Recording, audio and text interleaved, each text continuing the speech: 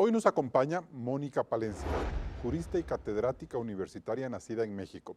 Se nacionalizó ecuatoriana y es la actual ministra de Gobierno y del Interior. Gracias por estar un nuevo domingo en Políticamente Correcto. Esta mañana tendremos un programa especial porque vamos a hablar de los temas de seguridad y de la agenda política a fondo con la ministra de Gobierno, para determinar cuáles son los principales desafíos del presidente Noboa, que ha decidido plantearle al país en al menos dos debates fundamentales: el de la lucha transnacional contra el crimen organizado, que ha convertido al Ecuador en el país más violento del continente, y la necesidad de que los políticos, los que están en Carondelet y los de la Asamblea, sinceren su discurso de cara a la crisis financiera que ya es insostenible. El futuro del país y el éxito personal del dependen de la gestión de Mónica Palencia. Claudia. Además de la grave crisis de seguridad, el gobierno se ha comprometido a vigilar la reestructuración y depuración completa de los demás aparatos estatales, que juntos deben entregar resultados que calmen el clamor ciudadano por un país más seguro. Veamos. La ministra de Gobierno e Interior, Mónica Palencia, sabía de primera mano la trágica situación de criminalidad por la que atraviesa el país. Pues hace 15 años, en 2009, su esposo, el fallecido Francisco Huerta Montalvo, entonces comisionado del caso Angostura, advirtió que el Ecuador iba camino a convertirse en una narcodemocracia. Huerta identificó la infiltración del narcotráfico en varios estamentos militares, policiales y hasta políticos que lucraban de las mafias colombianas. La alerta no fue escuchada, sino 9 años más tarde, cuando en enero de 2018 comenzó esta espiral terrorista que no ha parado. Ecuador ha sido catalogado por organismos como Inside Crime como de mayor crecimiento de la corrupción y crimen organizado en la región. Los últimos ataques sucedieron entre el 7 y 9 de enero. Inmediatamente el presidente Noboa dictó estado de excepción y declaró abiertamente una guerra interna contra 22 bandas terroristas. La ciudadanía ha respaldado estas decisiones oportunas que en las últimas 3 semanas muestran la captura de más de 3.200 delincuentes, 158 bajo cargos de terrorismo, así como a 5 altos cabecillas, 2 delincuentes expulsados de Panamá y la familia de Fito desde Argentina. El problema es que la fuga de alias Fito y Colón Pico, líderes de los choneros y los lobos, sigue sin respuesta, así como la leyenda de que, en efecto, Leandro Norero no ha muerto. Con toda esta intervención militar, el trabajo de Noboa y Palencia no podrá consolidarse si el gobierno no aplica un plan concreto para reestructurar el sistema penitenciario que contempla 35 cárceles, con un hacinamiento del 14%, sin contar todos los nuevos retenidos en 3 semanas. Además, está el deber de alentar una completa depuración de la justicia, comenzando por el concurso de nuevos jueces, pues se corre el riesgo de que en esta instancia se malogre el trabajo de la fuerza pública y los recursos destinados a ella. En el fondo, se trata de acompañar el trabajo de la fiscal Diana Salazar, pieza clave en el revelador caso Metástasis. Carlos, Mónica Palencia sabe cómo enfrentar los profundos vacíos de un Estado apresado por la narcopolítica. Inicias el debate. Bien, muchas gracias, Claudia, por ese primer informe, y sobre la base de ello vamos a conversar con la señora ministra de Gobierno. Bienvenida a Políticamente Correcto. Muchas gracias por esta invitación. Gracias a Ecovisa, gracias a vos, Carlos. Feliz de estar aquí con ustedes en Políticamente Correcto. Bueno, bienvenida siempre. Señora ministra, hay la preocupación de que buena parte de las más de 3.000 detenciones que se han dado en el marco de este estado de excepción no se sostengan con cargos específicos ante la justicia y el momento de administrar justicia. ¿Hay un plan para evitar eso? Permítame decirle que el primer plan es la política del presidente Noboa, muy claramente expresada en el decreto 111. Es una política en la cual, en virtud del reconocimiento de grupos delincuenciales que han venido operando en el país y que ellos mismos se etiquetaron, el reconocimiento de esta acción beligerante en contra de todos los estamentos de los ecuatorianos que nos llevaron a una crisis por la violencia, tuvo que tomar una serie de decisiones que se están viendo los resultados. Ahora bien, lo demás es trabajo de la Administración de Justicia, un trabajo en donde la misma policía ha hecho un gran esfuerzo. El primero y grande de los esfuerzos es realizar la presentación de los partes policiales en virtud de los hechos concretos que cada uno de los individuos aprendidos ha estado realizando. Yo le digo esto porque hemos hablado con algunos juristas y ellos dicen a veces la simple tenencia de un tatuaje no es suficiente. ¿Cómo sostener un cargo de terrorismo cuando se los encuentra en alguna pesquisa en donde no necesariamente están cometiendo ese acto? Es verdad que no todos los cargos se han presentado por terrorismo, pero quizás esta captura masiva también genere en 30 días, en pocos días más, una salida masiva, una liberación masiva de esta gente. Nosotros hemos tenido muchísimo cuidado en la política de respeto al principio del juzgamiento por culpabilidad, no por quién eres, no por autor. A nadie se le está juzgando por tener un tatuaje. No vayamos con ese discurso, eso no es real. Es por los hechos concretos y una vez que se demuestren los hechos concretos vendrá el proceso de penalización. ¿Por qué hago esta distinción, Carlos? En otros países se ha tenido, por ejemplo, en El Salvador, la ley antimaras, en donde sí había una serie de caracterizaciones e inclusive parte de esa caracterización era el tener tatuajes. Es una satanización, ¿no es cierto?, a esa condición podría ser. Estigmatización, porque debo de decir algo. Muchos de los pertenecientes a determinados grupos lo reconocen y lo reconocen con orgullo. Esto ha sido parte de la descomposición social que hemos vivido y también asociado a un descontrol en todo el tejido social. Señora ministra, entonces, ¿cómo funciona el tema de los partes? Es decir, por ejemplo, cae alguien en una batida militar, ese delincuente es llevado y la policía es la que presenta el parte, no lo presenta el militar. ¿Cómo es el proceso de presentar los cargos a la Fiscalía? Recordemos que los militares están haciéndose cargo de los centros penitenciarios. En lo que tiene que ver con los espacios públicos, está actuando como siempre Totalmente pudo actuar. La policía presenta partes en los cuales hemos insistido en ellos y ellos lo están haciendo correctamente, de determinar las acciones, la conducta que se considera penalmente relevante y esa tiene que ser probada. A nadie se le está satanizando por pertenecer a un determinado grupo.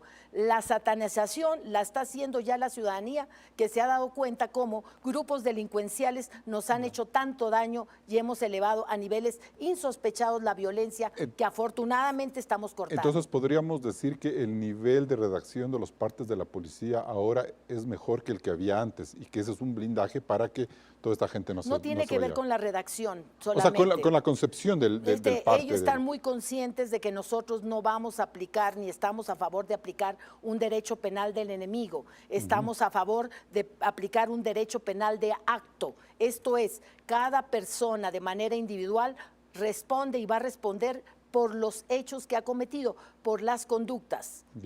A pesar de que, en virtud de todo lo que tiene que ver con un reconocimiento de un conflicto interno amparado por la Constitución, conflicto interno armado, bien podría acontecer que los prisioneros de guerra fueran a cuarteles militares para prisioneros de guerra, pero eso no está aconteciendo porque nosotros hemos tenido una política de tanto respeto que a nadie se le ha vulnerado ni sus garantías jurisdiccionales ni la posibilidad de ser juzgados. Señora ministra, ¿no es un error que en el decreto 111 se le haya dado a estos grupos terroristas una condición como actores no estatales beligerantes? Mucho se ha debatido de eso. No ha acontecido eso, son categorías diferentes, porque dice terroristas y es ahí, se la ha malentendido. Lo que ha dicho claramente el señor presidente es, tengo que luchar contra la delincuencia organizada, contra la delincuencia común, contra la delincuencia organizada para fines terroristas, contra los terroristas. Y si surge la posibilidad de que se encuentran grupos armados, no estatales, que además son beligerantes, pues vamos a considerarlos. Pero no estamos pasando por esa situación. Pero eso considera la justicia, no necesariamente por eso, el presidente hace una declaración que tiene un contenido político y jurídico, pero insisto, lo que está aconteciendo en la práctica es que no nos hemos salido de un Estado de Derecho por ningún motivo, que estamos en el respeto a los derechos humanos y en eso insistimos y vinimos insistiendo y tenemos muy en claro este respeto. Tanto así, Carlos, que a pesar de que hubo 201 retenidos, rehenes dentro de los centros penitenciarios, logramos la liberación de todos sin muertes. Hubo un guía penitenciario lamentablemente fallecido que no fue a manos ni de la policía ni de las Fuerzas Armadas. Otros casos que pudieran haber acontecido serían objeto de una investigación pertinente, porque la política del presidente Noboa ha sido de total y absoluto respaldo a las Fuerzas Armadas, a la Policía Nacional, a la institucionalidad y entendiendo la institucionalidad, permítame cerrar, también a la no impunidad. Señora ministra, la canciller Sommerfeld en Ecuavisa dijo esta semana, ha explicado un poco los acuerdos bilaterales para poder llevar presos colombianos a Colombia y presos peruanos a Perú. Tengo entendido que también hay un plan para la expatriación, expulsión de detenidos venezolanos. Bueno, jurídicamente lo que se puede hacer es la figura de la repatriación. La repatriación. Sí, adelanto, he tenido una interesante conversación con el embajador de la Hermana República del Perú, y en la Hermana República del Perú leímos juntos, entendimos juntos los convenios vigentes, lo he puesto en conocimiento ya de la canciller Gabriela Sommerfeld, quien es la persona que articula las respuestas en esta materia. Adelanto, porque ella me lo ha conversado, en el tema de Venezuela estamos un poco más distantes de concretar el proceso, por razones políticas que todos conocemos, pero sería un gran avance que logremos. ¿Usted va a trabajar en eso? Yo estoy para colaborar en todo lo que me pidan otros ministerios, pero el mío es gobierno e interior. ¿Cuántos presos venezolanos deberían ser repatriados? No lo conozco, no conozco ese detalle. ¿Funcionó el censo del gobierno anterior? ¿Ha sido una medida útil para ustedes? Como para decir, con algo tenemos el censo penitenciario. Bueno, eso es un tema que lo tendría que contestar el SNAI, el servicio que trata todos los temas con infractores. Ya. Y ustedes han señalado con mucha fuerza lo que se hizo en la cárcel de Machala esta semana, en el sentido de cortarles el internet, inhibición de señales que se va a dar hacia el resto de las cárceles. ¿Esta es una medida así de fácil de aplicar? ¿Por qué no la habría aplicado el gobierno anterior con la misma diligencia, señora ministra? Bueno, yo creo que esas preguntas habría que hacerlas a los gobiernos anteriores y las circunstancias que les tocó vivir. Creo que nosotros en 40 días un poco más, hemos tenido ya muchas buenas noticias. Una muy buena noticia que le doy a usted es que bajamos ya a un 10.6%, lo que tiene que ver con el crimen, 10.6 homicidios por día en promedio en lo que va desde el decreto, perdón, no es por ciento, 10.6 homicidios por día. O sea, de 42 bajó a 32 más o menos. Exactamente. Nosotros hemos pasado, para ser muy concretos, antes del decreto 111 teníamos 27.8. En la actualidad tenemos 10.6 y si lo comparamos con el mismo tiempo el año pasado era 15.6. Cuando asumimos el Ministerio del Interior teníamos una gráfica, una proyección de que íbamos a terminar con 9,000 personas fallecidas el año pasado. Afortunadamente terminamos con menos, pero ahora vamos en decrecimiento, Carlos, y eso es lo importante. Lo importante es que eso se vuelva sostenible y que no vuelva a rebrotar en los próximos meses. Ese es el desafío. Un desafío muy grande, pero con el que cuento con todos los ciudadanos ecuatorianos para lograrlo. Contamos como gobierno. Perfecto, nos vamos a un primer corte comercial. Seguimos aquí en Políticamente Correcto con la ministra de Gobierno, Mónica Palencia. Recuerde que estamos en vivo en ecuavisa.com y en Ecuavisa Play, donde además puede suscribirse para recibir los boletines Ecuavisa Informa y Código Rojas. Hacemos una pausa y volvemos con más del análisis. ¿El gobierno de Noboa ya tiene el control del país?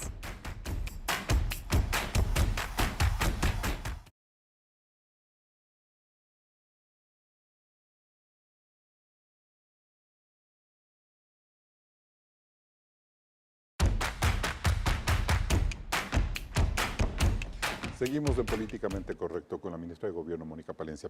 Señora ministra, ¿es verdad que usted en los próximos días, o bueno, el gobierno en general, presentará al país un plan de seguridad reforzado, una suerte de nueva versión del Plan Fénix? Bueno, tenemos un plan de seguridad muy fuerte y tenemos asesoría internacional, cooperación internacional, adelanto. está entre nosotros un gran asesor que es el doctor Hugo Acero, que se hizo responsable de poner orden, de controlar a nivel de seguridad uno de los grandes acontecimientos que surgió en Bogotá en años pasados y que ya es conocido como asesor de algunos mandatarios. ¿Él ya está trabajando con ustedes? Él está trabajando conmigo directamente y él está trabajando bajo las mismas preocupaciones que tiene el gobierno y que para nosotros significa entender que la seguridad no pasa solo por un tema o de represión o de control, tenemos que hacer la previsión, la prevención, el control, y pasa por aspectos económicos fundamentales, claro, como poder luchar por la seguridad, protección, la seguridad integral en un anillo de protección para pasar a la inclusión económica. Entonces, en ese aspecto, la generación de empleo, que no es algo nuevo, es algo que siempre ha sido la línea madre directriz del plan del presidente Daniel Noboa, sigue siendo el gran imperativo para salir de toda la crisis, el empleo. Volvamos un poco al tema de la seguridad. El hecho de que esta semana, por ejemplo, Laura Richardson del Comando Sur, la general, haya dicho que hay una proyección de cooperación, un plan de cooperación a 5 años en Ecuador, significa que el Plan Fénix se va a adaptar a esa realidad, a ese apoyo del gobierno estadounidense, como para decir, este es el reforzamiento del Plan Fénix. El Plan Fénix tiene y tenía incluido justamente contar con la cooperación internacional. Lo que no sabíamos era lo que se iba a adelantar, el tener que reconocer el conflicto armado no internacional. Fueron los sucesos que ustedes conocen, que se dieron el 9 de enero y otros más que provocaron esta reacción. Pero el Plan Fénix tiene todos los condicionamientos, tiene toda la visión política, la política criminal también para poder dar esta reacción. Pero se lo está reformulando, se lo está repotenciando al Plan Fénix. Se le está incorporando datos concretos de la cooperación internacional que se tenía prevista, pero no en los términos que ahora se va a dar. Y permíteme mencionar algo importantísimo. Estamos creando un gran bloque de seguridad andino y esa es una muy buena noticia. Eso lo quiero dejar para más adelante, sí lo tengo contemplado, pero antes de eso quisiera hablar de el Plan Fénix, la columna vertebral es la central de inteligencia, de la que tanto habló el candidato Noboa y ahora también. La inteligencia es central no solo para el Plan Fénix, es central para la seguridad de cualquier país en este momento. Pero en el caso del Plan Fénix Claro, claro, la inteligencia es central. Señora ministra, el decomiso de 22 toneladas de droga en Vinces esta semana es producto de un trabajo de la inteligencia militar. Es producto, no policial. Es un producto de un trabajo de la inteligencia militar, tengo entendido que sí. Eso significa que los grandes golpes a los carteles van a venir por cuenta de los militares y no de la policía. Le digo esto básicamente porque ya a nivel un poco del análisis y profundizando lo que ocurre en el país, hay mucha desconfianza por todo lo que ha ocurrido en la policía, o que la policía pueda liderar este proceso. Incluso los Estados Unidos no tienen mucha confianza en la policía ecuatoriana como sí en los militares. ¿Cómo su obligación es lograr que suba la reputación de la policía y se adapte bien con los militares? Carlos, la ciudadanía está reconociendo el loable trabajo de la policía. La policía ha puesto muchos muertos, 3,000 en 10 años, y desde que está declarado el conflicto armado no internacional, por favor, veamos qué servidores públicos han tenido agresiones sin nombre y muerte. Pero también ha habido denuncias de corrupción de la Policía Nacional. La Policía Nacional, de droga. La Policía Nacional está como lo ha decidido en un proceso de autodepuración, es un proceso en que los estamos acompañando. El nivel de reconocimiento y de aceptación a la Policía Nacional ha crecido, la Policía Nacional se ha portado a la altura de las circunstancias y está trabajando de la mano de las Fuerzas Armadas. Yo hago una invitación a no establecer estos parámetros de comparación, porque así como tenemos un trabajo formidable de las Fuerzas Armadas, también estamos teniendo un trabajo encomiable y formidable de la Policía Nacional. Debo aclarar que tenemos unos trabajos de investigación sorprendentes. Es gracias al trabajo de inteligencia de la Policía Nacional que se ha podido capturar y entregar a Colombia a uno de los grandes jefes de una organización de mucho interés para Colombia, ¿sí? Oliver Sinistierra, sí, y ha sido gringo, ¿no? obra de la Policía Nacional, de la inteligencia por meses de la Policía Nacional. Entonces, yo sí quisiera poner en relieve la labor de ambas ¿La instituciones. central de inteligencia que plantea el presidente Noboa incorpora la inteligencia militar y policial en una sola o deben seguir manejándose por su cuenta de manera estratégica? Lo que hemos conversado con el presidente Noboa es la creación de una agencia nacional de inteligencia que funcione como la matriz, el ente rector de un sistema nacional de inteligencia. Y en esto permítaseme recalcar, la inteligencia de un país es fundamental, pero no puede ser una inteligencia politizada ni que dé cuentas a función legislativa o a otras funciones. Esa es mi visión. Mi visión es que la inteligencia tiene que tener todas las capacidades estratégicas, todas las capacidades legales y jurídicas para hacer un trabajo técnico del más alto nivel. Pero articula tres patas, es decir, inteligencia policial, militar y la del Estado, la del gobierno, o una sola. Es una gran madre de la inteligencia, obviamente policial, militar, sistémica. Hay otros tipos de inteligencia social, inteligencia financiera. En la actualidad, el CIES articula también la inteligencia financiera, pero esta es la creación de un gran sistema al que todos tributen sin ningún egoísmo. ¿Cuánto cuesta crear esa central de inteligencia? ¿Tenemos una idea, no sé, en montos de dinero, en montos de efectivos, de personas y de plazos para que ya decir, aquí está funcionando papelito, como decimos en Ecuador? No es mi área. Yo estoy dándole a usted una opinión porque la inteligencia es fundamental para la seguridad, pero tendríamos que preguntarle a quien está dirigiendo en este momento el Centro de Inteligencia. Sí, y en ese sentido, señora ministra, ustedes que ya sabemos lo que que a Fito todavía lo están buscando, ¿ya tiene usted claro cómo se escapó Fito de las cárceles tomando en cuenta esta situación calamitosa en la que están los centros carcelarios? Bueno, en realidad no se necesita escapar para lo que eran las cárceles, eran centros de mando delincuencial, así los tenemos ubicados, y Fito, por lo que sabemos ahora, entraba y salía. O sea, esto no es nuevo. Las cárceles estaban tomadas por los mandos de ciertos delincuentes. Pero le sorprendió a usted y al presidente lo de Fito, porque si en octubre pasado él ya se salió de La Roca, volaron el techo de la Roca, fue a la penitenciaría del Litoral, se supone que tenían que haber tenido ustedes una vigilancia extrema. Y eso quizás fue un fallo del gobierno nuevo de Noboa. Indudablemente que se puede tener vigilancia en aquello que se tiene control. Volver a tener el control de los centros penitenciarios es un proceso que asumió el presidente y no es de un día para otro. Mire usted que se ha necesitado del apoyo de las Fuerzas Armadas, porque reitero, estos eran centros de mando delincuencial, el mando lo tenían los delincuentes y nosotros vimos incluso informes donde se recomendaba mayores derechos humanos, mayor respeto, mayor rehabilitación, pero nadie de gobiernos anteriores había reconocido una realidad, que se había perdido el control de los centros penitenciarios. ¿Todas las cárceles estarán como la de Turis llena de túneles, señora ministra? Espero que no, pero los trabajos de inteligencia penitenciaria son muy importantes. ¿Qué político está detrás del encubrimiento de las 22 toneladas de droga en Vinces? Se habló mucho, le digo esto porque se habló mucho de un ex prefecto de Los Ríos, conocido allá, luego se dijo que era del novio de una conocida alcaldesa ya salpicada en los chats de Norero. Me imagino que el gobierno estará investigando a quién pertenecía a la finca para no quedarnos simplemente con la foto de las 22 toneladas de droga encapsuladas, sino llegar al fondo de quién nos está encubriendo. El gobierno es total y absolutamente respetuoso del sistema democrático de división de funciones. Tenemos 5 funciones, cada una con sus propias asignaciones. Pero la inteligencia debe saber qué político es el que está ahí. Corresponde a la Fiscalía General del Estado, dirigir las investigaciones y obviamente pedir la colaboración a la policía para todo tipo de información. ¿Ustedes tienen pistas, más allá de lo que me pueda decir, pistas que le ha entregado a la policía de qué sectores políticos están ahí metidos?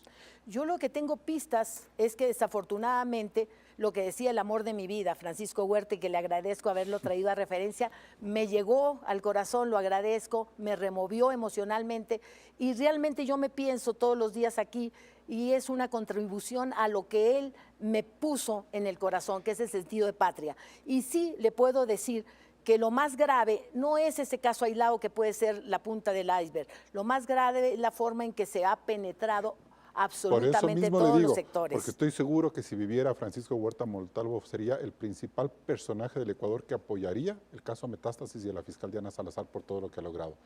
¿Cómo ustedes están mirando brevemente el caso Metástasis dentro de la aplicación del Plan Fénix de Justicia. Es decir, ese Plan Fénix de seguridad no puede funcionar si no se entiende la hoja de ruta que nos ha marcado la fiscal. Ojalá tuviéramos solo un caso Metástasis, vendrán otros, Carlos. Obviamente que hemos apoyado definitivamente a la fiscal Diana Salazar, de lo contrario no hubiera podido existir ni el trabajo de investigación, ni el trabajo ¿Usted habla con ella todos de los días? operativos. ¿Ah? ¿Habla usted con ella todos los días? Yo hablo con bastante frecuencia con la fiscal Diana Salazar, ¿Y el sí. presidente con ella también? No lo sé, yo no me atrevo a comentar sobre las conversaciones de otros. ¿Vienen pronto más casos Metástasis? ¿Se van a descubrir? Yo no adelanto absolutamente nada. Yo respeto mucho el trabajo de la policía y también el trabajo de la fiscalía. No soy yo quien para adelantar. Bien, nos vamos a un siguiente corte comercial. Seguimos en Políticamente Correcto. Otra de las prioridades del gobierno de Noboa es construir una fuerza política para gobernar y caminar hacia una reelección. Luego del corte seguimos con el análisis aquí en Políticamente Correcto.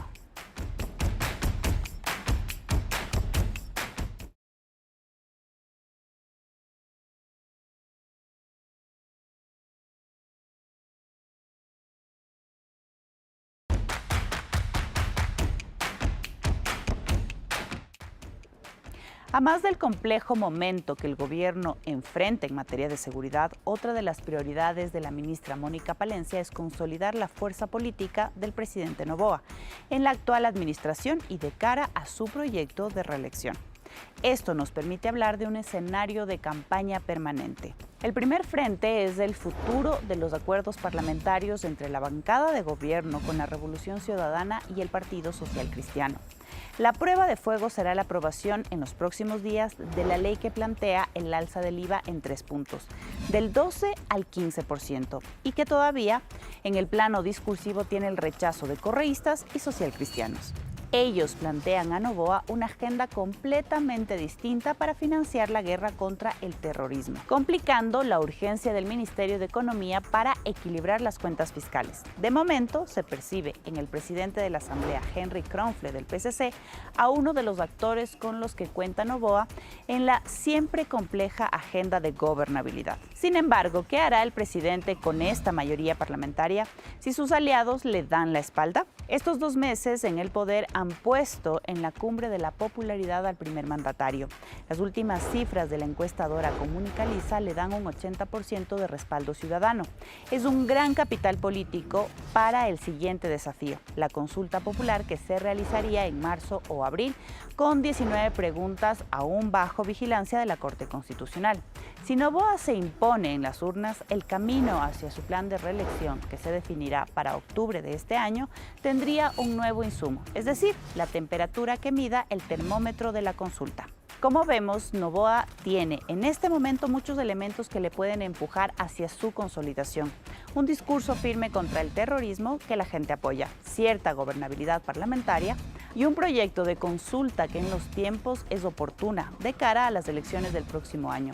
Solo resta entender cómo el correísmo mira este momento, a sabiendas que un triunfo contundente de Noboa en 2025 puede significar el debilitamiento definitivo de su tienda política. Por todo esto, cabe preguntar a la ministra Palencia si en realidad el gobierno está inserto en una estrategia de campaña permanente. Pero para avanzar con la entrevista, tenemos ya aquí en nuestra mesa de trabajo a Claudia Roura con una nueva pregunta para la doctora. Gracias, Carlos. Señora ministra, ¿usted cree que la alianza con el PSC y la Revolución Ciudadana está funcionando? Porque vemos que le criticaron la consulta popular, los 3 puntos del IVA y también están intentando bloquear el tratado comercial con China.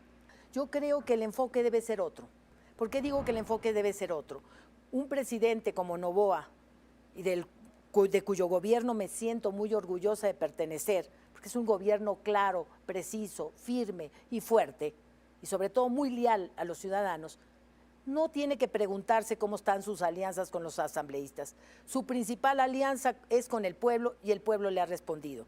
Yo creo que son más bien otras tiendas políticas las que tienen que preguntarse si se quedan fuera de este momento histórico o se suman. Pero el problema es que le pueden boicotear. El problema, y le dejan sin IVA, por ejemplo. El IVA es fundamental.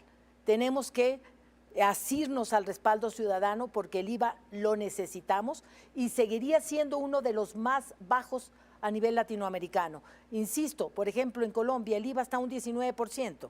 Un impuesto del 15% no es un impuesto lesivo ni que va en contra de las personas con más carencias de nuestro país. Ministra, usted no quería la alianza con el correísmo, ¿el tiempo le está dando la razón? No, ya superemos las cosas del pasado. En este presente yo creo que lo importante es la gobernabilidad. Son a otros a los que les conviene la alianza con un gobierno tan fuerte, con más de un 80% de popularidad. Tenemos el respaldo ciudadano, las Fuerzas Armadas tienen el respaldo ciudadano, la Policía Nacional tiene el respaldo ciudadano y la ciudadanía y el gobierno están total y absolutamente unidos. Ya no es un tema, la gobernabilidad está garantizada con el apoyo popular. ¿Y el presidente de la Asamblea, Henry Kronfle, es una persona de confianza para poder ejecutar el plan de gobierno del presidente Noboa? Yo no me atrevería a contestar una pregunta de ese tipo, de si es de confianza o no es de confianza. Me parecería hasta una falta de respeto a él como personero, líder y cabeza de una función como la legislativa, hacer este tipo de valoraciones. Pero usted está conversando con él permanentemente, o sea, saben que ahí hay un aliado al menos. Yo no estoy conversando con él permanentemente, lo encuentro y tenemos un trato muy amigable, lo encuentro cuando tenemos las reuniones del CONSEPE, Consejo de Seguridad, y también he conversado con él el día que comparecí ante la Asamblea a un llamado específico. ¿Y usted cree, ahora analizando un poco lo que está pasando dentro de la Asamblea, le están haciendo algunas sugerencias al presidente de incrementar tributos, que es una potestad 100% del Ejecutivo? ¿Le están dando ideas al presidente o le quieren imponer una agenda? ¿Qué es lo que usted piensa? Yo creo que quien conoce a Daniel Noboa Asín sabe que nadie le impone absolutamente nada. Es un hombre muy formado, tanto en la administración pública como en espacios privados, y es un hombre que tiene un sentido de país, que reflexiona, escucha y toma decisiones, pero no es un hombre que actúe a base de imposiciones. De eso la ciudadanía puede estar muy tranquila. Muy bien, ministra. Y respecto a la ley del IVA, regresemos a este tema. ¿Usted cree que la estrategia del PSC y de la Revolución Ciudadana es boicotear al presidente o entrará esta ley por el Ministerio de la Ley? Yo no me voy a atrever ni considero que sería ético hacer juicios de valor sobre las estrategias de otras tiendas políticas. Creo simplemente en que el presidente Noboa sabe con pie firme a lo que va y, de nuevo, reitero, darle la espalda al 15% de IVA es darle la espalda al país y no entender para nada la naturaleza del conflicto armado no internacional en el que estamos inmersos. Señora, ¿es posible que el presidente, mejor dicho, cómo tiene que ir el informe de la ley sobre el IVA? Es decir, se mantienen ustedes en el 15% del IVA, ¿no es cierto? Así es. ¿Y todos los impuestos que han sugerido los otros bloques a la banca, eso lo incorporaría el presidente en otro proyecto de ley? Porque en el veto tampoco lo podría hacer. A ver, ustedes saben perfectamente cuáles son los procedimientos. Yo lo que quiero recalcar y resaltar es que tenemos una respuesta ciudadana muy favorable y que entiende perfectamente la situación de problemas de liquidez que tiene el gobierno, pero más allá de ello, entiende que es un conflicto armado no internacional que no puede terminar por decreto. Necesitamos todo tipo de ayuda, de colaboración para enfrentar lo más grave que se ha presentado en el país, que es la escalada de violencia. Este es un momento crítico, es un momento de unión en donde tenemos y estamos dando muy buenas noticias, como por ejemplo el que hayamos logrado ya en esta semana tener un día con solo 3 fallecidos en homicidios intencionales y haber llegado a tener también en días pasados, antier, 6 homicidios, de los cuales 4 fueron por violencia intrafamiliar. Esto es, estamos con buenas noticias, tenemos un rumbo certero, sumemos, simplemente se trata de que todos sumemos. Pero parece que en la Asamblea no va a tener los votos. Yo aspiro a que sí. ¿Y si no los tiene, ministra? ¿Se rompe la alianza? A mí no me gusta ver los escenarios desde un punto de vista de si no se puede o no acontece. Vamos a trabajar porque se logre, vamos a trabajar porque se construya con eficiencia un nuevo Ecuador. Creo que la ciudadanía se ha hecho sentir. Espero que los asambleístas hagan eco a este respaldo popular y no se queden por fuera de la historia. Esto es importantísimo, porque hay que entender que en la vida hay que hacer lo que se puede y querer lo que se puede. Y lo que podemos hacer en este momento es incrementar el IVA. Muy bien, y ahora una pregunta más también relacionada a la Asamblea Nacional. ¿El gobierno de Noboa defenderá el tratado comercial que tiene con China? Porque ahí lo que nosotros vemos es que están muchas críticas hacia el gobierno de Noboa de sus aliados. El gobierno de Noboa está haciendo lo que tiene que hacer, buscar espacios. Tenemos que tener espacios para la salida de nuestros productos. La economía tiene que incentivarse. No podemos continuar con un conflicto armado no internacional mirando de lejos todo el desarrollo económico. Tenemos que fortalecer las exportaciones. China es uno de los países con más habitantes, esto es, tiene un país de gran consumo. ¿Por qué no hacerlo? Tenemos que trabajar en esas alianzas y en muchas otras. Y en ese sentido, Claudia, no sé, también veíamos que el gobierno, mejor dicho, el correísmo ha sido muy crítico con los acuerdos militares con Estados Unidos. No sé, ahí qué información tenías tú. Respecto a lo de Estados Unidos, existen críticas también por parte del correísmo, entonces también el correísmo le está dando la espalda a estos acuerdos. Claro. ¿Cómo mira usted? Dice que son vasallos los de la Corte Constitucional por haber aprobado esos acuerdos. A ver, reitero, nosotros hemos tenido un éxito formidable en esta lucha contra la violencia. Afortunadamente hemos tenido la cooperación internacional con absoluto respeto a la Constitución de la República del Ecuador. Y no solo ese respaldo, nosotros tenemos un respaldo formidable de la comunidad andina. Hemos hecho, y permítame que toque esto porque esto es histórico, hemos hecho un bloque de seguridad andina, estamos total y absolutamente unidos con Perú y con Colombia, esto es, con nuestros países vecinos. Por razones históricas, es muy difícil enfrentar este tema con dos grandes en el tema de la producción de droga. Sin embargo, hemos tenido unas conversaciones muy serenas y hemos tenido estas alianzas estratégicas, uniendo también a Bolivia en esta alianza estratégica. No es solo con Estados Unidos, es con países andinos y con países europeos.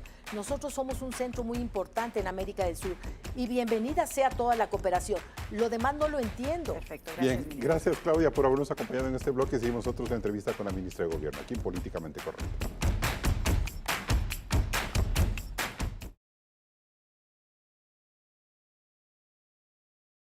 Ministra, esta entrevista, la Corte Constitucional ya dio el dictamen, su posición, su parecer frente a los dos bloques de preguntas que ustedes entregaron a la Corte para su análisis. Y vemos que en líneas generales la Corte Constitucional no admite todas estas preguntas que le daban una garantía especial a Fuerzas Armadas y policías para tomar la iniciativa en algunas investigaciones, tener inmunidad y estar libres mientras se avanzan investigaciones, no concederles indultos a los miembros de las Fuerzas Armadas. ¿Qué podemos colegir de esta posición de la Corte? La posición de la Corte, indudable, es una postura en la cual se está privilegiando una manera antigua de resolver los problemas en lo jurídico, porque estamos en un momento histórico donde las Fuerzas Armadas y la Policía Nacional requieren del apoyo y requieren de ciertas garantías que le den la posibilidad de poder actuar con la firmeza que se requiere, respetando obviamente todo el procedimiento de derechos humanos. Pero mira, una pregunta importantísima es, ¿está usted de acuerdo, le decíamos a la ciudadanía, en que una persona integrante de las Fuerzas Armadas o de la Policía Nacional, si está en un hecho donde hay una muerte, pueda, si es imputado, no ir a prisión preventiva? Pues existen otras medidas alternativas, que puede ser el grillete electrónico, puede ser el arresto domiciliario, prohibición de Al salida del policía país. o militar, ¿no es cierto? Sí, al policía o militar. Si la Corte nos dice que no a esta pregunta, tenemos la posibilidad de que miembros de las Fuerzas Armadas y policías pierdan su libertad al iniciar una instrucción. ¿Y ustedes se quedan sin ese elemento para seguir en el trabajo? No solo es quedarnos sin un elemento, es la vida de ese ser humano. La vida de ese ser humano que puede ir a parar a un centro penitenciario, por muy particular que sea. Por ejemplo, ustedes recordarán que tenemos la cárcel 4, que nació justo para policías. Y esta llena de angelitos. Ahí vaya un miembro de las Fuerzas Armadas o de la policía por estar en el ejercicio del uso de la fuerza. Me imagino que usted tendrá que analizar como gobierno la estrategia jurídica, pero cabe insistir en la Corte quizás en diálogo y replantear las preguntas para persuadirles en eso. ¿Cree que se abra un momento especial ahorita? Yo creo que la Corte Constitucional se ha tomado el tiempo suficiente como para reflexionar cada una de las preguntas. Aún no hemos tenido la oportunidad de ver al detalle las respuestas que ha tenido la Corte y no quisiera adelantar un pronunciamiento. Esto es una decisión política, no solo jurídica, y que deberá ser tomada por quien presentó las preguntas, el señor presidente, con la Secretaría Jurídica de la Presidencia. El plan para expulsar extranjeros tampoco pasó, es decir, le frena al gobierno, al Estado, la posibilidad de evacuar un montón de gente que puede estar haciendo daño en el país. Si no pasó, lo que no pasó fue la posibilidad de reformar, pero lo que existe en la actualidad sí le da libertad de acción al presidente Noboa. Existe jurídicamente la figura de la repatriación. Y yo quisiera aclarar, Carlos, que en esa figura de la repatriación hay algo muy importante e interesante, en lo cual, si los gobiernos quieren colaborar con el Ecuador, pueden ir adelantando. Es la aceptación de la persona privada de libertad junto con un abogado defensor, y después ellos se ponen conocimiento, caso por caso, a los jueces de garantías penitenciarias, conforme lo establece el Código Orgánico Integral Penal. Ahora, sí es interesante otras cosas más. En cambio, la consulta sí le faculta al presidente preguntarle, la Corte, perdón, sí le faculta al presidente preguntar sobre si todas las penas de estos delincuentes deben cumplirse en un centro de rehabilitación para evitar todo este tráfico de libertades y prelibertades. Eso creo que es positivo. Y lo otro es que se endurecen las penas a los delitos de terrorismo y crimen organizado, que también me parece importante. Bueno, para un futuro tenemos que reconstruir todo el ámbito de las penas en virtud de lo que ojalá también la ciudadanía esté de acuerdo una vez que ya han sido aceptadas esas preguntas por la Corte Constitucional. Sin duda, tenemos que tener penas fuertes y tenemos que tener penas cumplidas en su totalidad. ¿Qué tan positivo es que finalmente se vuelva a preguntarle a la gente sobre la extradición como pregunta? A mí me parece positivo, totalmente positivo. Soy firme creyente en la democracia y en esa democracia de voto directo, de construcción desde el pueblo, que nos va dando los indicativos de hacia dónde quiere que vayamos. Ahora bien, y quizás la más interesante de todas estas, que no tiene que ver con la seguridad, sino con el trabajo.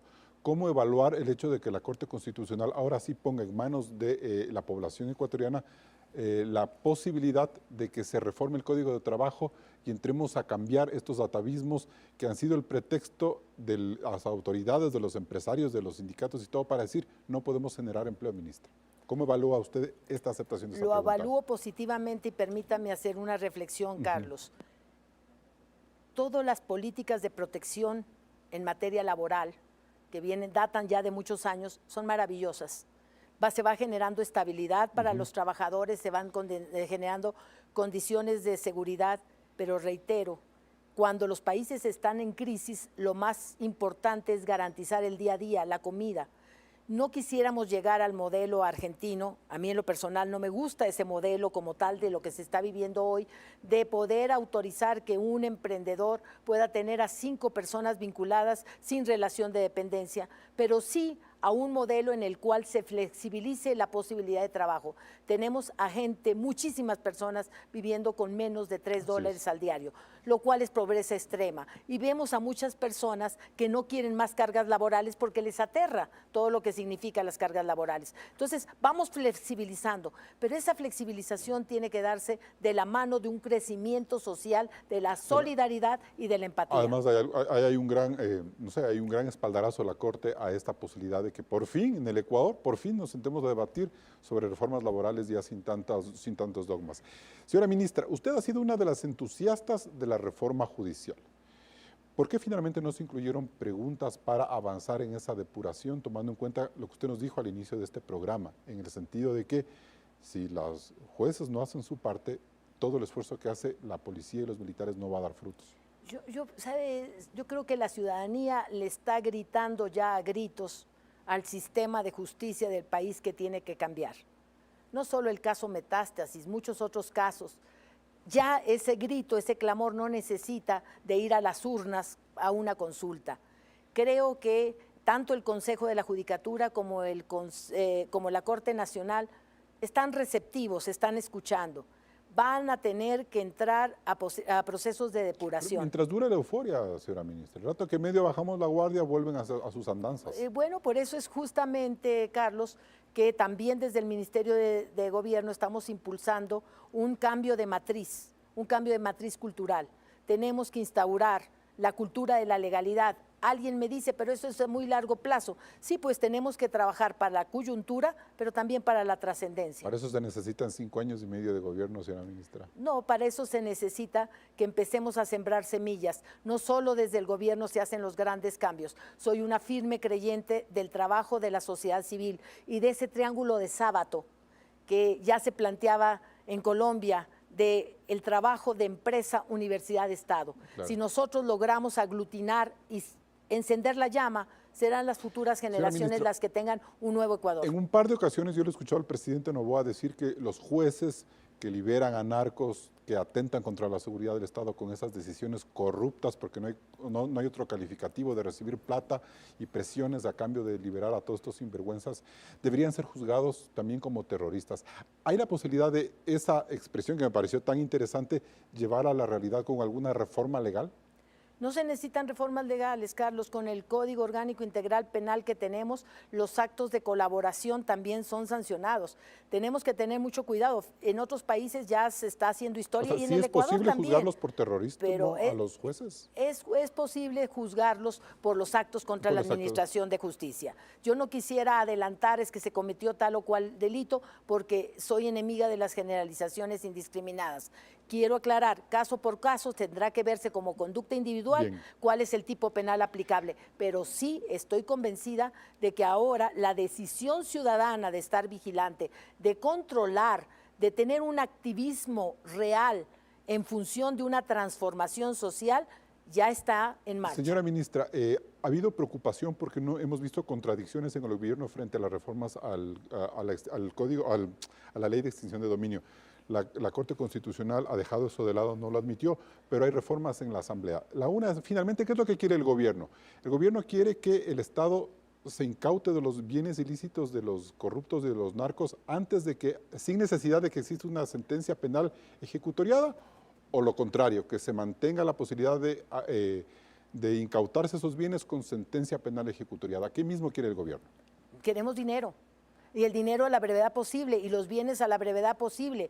Y una vez que esté probado el injusto, que se llama cuando ya hay una infracción, independientemente de que se haga el tema penal del reproche por culpabilidad, pueda en ese momento hacerse ya la aprehensión de los bienes. O sea, ¿pero tiene que haber ya una sentencia penal o no necesariamente? No, ese es el planteamiento, no tiene por qué existir. En muchos otros países no existe una sentencia penal condenatoria como requisito previo. Existe el hecho cierto de que no se ha podido demostrar un origen lícito de ese patrimonio para que pueda el Estado hacer uso de él. Entonces, ¿ustedes van a hacer los ajustes necesarios en los proyectos de ley que han enviado para que la incautación de esos bienes sea antes de que exista una sentencia penal? Ya están. Es que hay contradicción en el proyecto inicial y en el urgente. Está muy claro, Carlos. Esa es la idea y a eso vamos. Necesitamos recursos a la brevedad posible y necesitamos hacer que todo lo que tiene que ver con la inseguridad fomentada por el tráfico de dinero con una trazabilidad internacional tenga una consecuencia práctica y concreta. Bien, nos vamos a un siguiente corte comercial.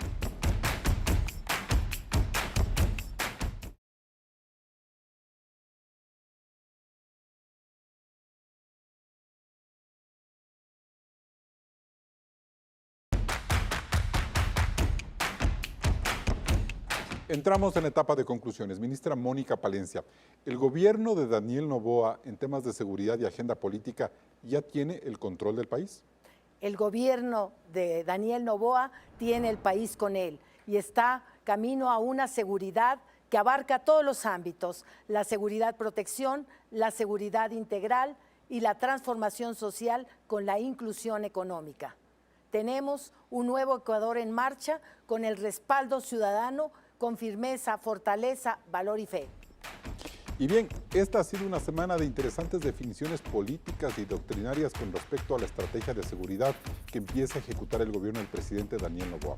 Hemos visto que la alianza entre Ecuador y Estados Unidos está proyectada para que se extienda durante los próximos años con una participación protagónica de los militares ecuatorianos en la guerra interna contra el terrorismo. Los resultados de este proceso aún están lejos de ser evaluados y ojalá haya una gran valoración. Sin embargo, preocupa que aún dos piezas fundamentales de este complejo engranaje sigan atoradas. la reforma profunda al sistema judicial incrustada de jueces corruptos y el mapa de aliados políticos que son escurridizos, que tienen rabo de paja y pueden bloquear al presidente en cualquier momento y para siempre. Quizá por eso la expectativa por el buen resultado de la consulta popular sirva para darle mayor gobernabilidad a un presidente al que le pueden sorprender sus enemigos. En ese sentido, la tarea de la ministra Palencia es ambiciosa y de resistencia. Hasta el próximo programa. Y con estas reflexiones cerramos este debate de Políticamente Correcto. Recuerde que puede escucharnos en Spotify en la lista de reproducción. Nos volvemos a encontrar el siguiente domingo. Manténgase con la señal de Coavisa.